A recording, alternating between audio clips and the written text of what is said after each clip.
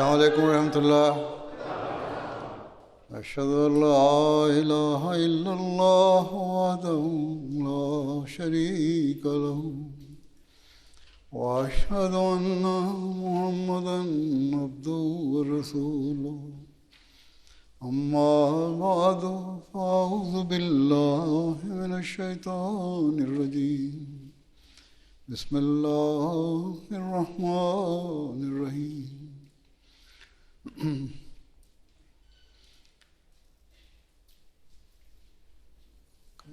اللہ تعالیٰ کے فضل سے کل سے انشاءاللہ جلسہ سالانہ برطانیہ شروع ہو رہا ہے، اور آپ لوگ بہت سے کارکن ہیں جو کئی ہفتے پہلے یہاں آئے اور انہوں نے کام شروع کیا جلسے کی تیاری کا. کچھ کا کام ایک ہفتہ پہلے شروع ہوا، کچھ کا چند دن پہلے شروع ہوا، کچھ کا آج سے شروع ہو رہا ہے، اور کچھ جو ہیں وہ جلسے کے بعد بھی کام کرتے رہیں گے. کام کی نوعیت کے لحاظ سے تو اللہ تعالیٰ کے فضل سے اب ضرورت نہیں ہے. میں ہمیشہ کہتا ہوں کہ آپ کو نصیحت کی جائے، کیونکہ ایک رسمی بات ہی ہے یہ. اصل چیز یہ ہے کہ کام جب آپ کر رہے ہوں اور جو کامیابیاں آپ کو ملیں اس کو اپنی کسی مہارت پہ معمول نہ کریں. یہ نہ سمجھیں کہ آپ کی وجہ سے، کہ آپ کے کمال کی وجہ سے، آپ کے علم کی وجہ سے یا آپ کی محنت کی وجہ سے وہ کام ہوا ہے.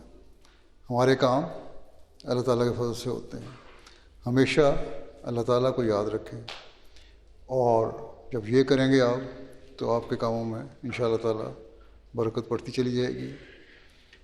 سب لوگ آپ یہاں آئے ہیں مہمانوں کی خدمت کے لیے، اور حضرت صلی اللہ علیہ وسلم کا یہ ہدایت یاد رکھیں کہ اس مہمان کی تم عزت کرو، اس کا احترام کرو، اور سلام کو رواج دو، کیونکہ سلام کے رواج سے محبت اور پیار کی فضا پیدا ہوتی ہے. آپس میں بھی محبت اور پیار کی فضا پیدا کریں، اور مہمانوں کے ساتھ بھی. بعض دفعہ آپس میں بھی رنجشیں پیدا ہو جاتی ہیں کارکنوں کی یا افسروں کے ساتھ. کسی قسم کی رنجش کوئی نہیں ہونی چاہیے. حضرت مسیح علیہ السلام نے بھی یہی فرمایا ہے کہ تم لوگ اپنے کارکنوں کو خاص طور پہ ہدایت دی کہ مہمانوں کی عزت کرو اور ان کا خیال رکھو جو یہاں آتے ہیں ایک مقصد کے لیے آتے ہیں.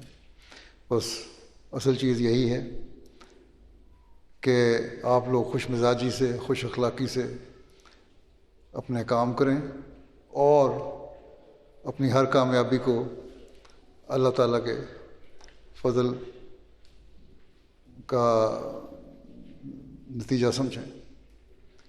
اللہ تعالیٰ آپ سب کو اس کی توفیق عطا فرمائے. اب دعا کر لیں.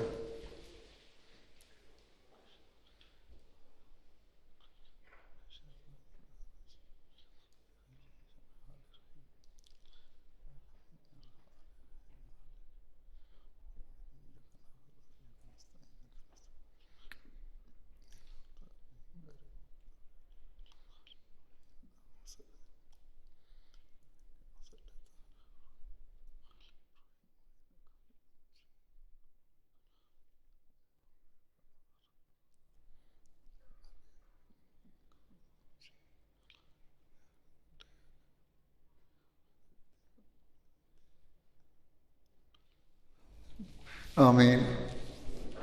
السلام علیکم.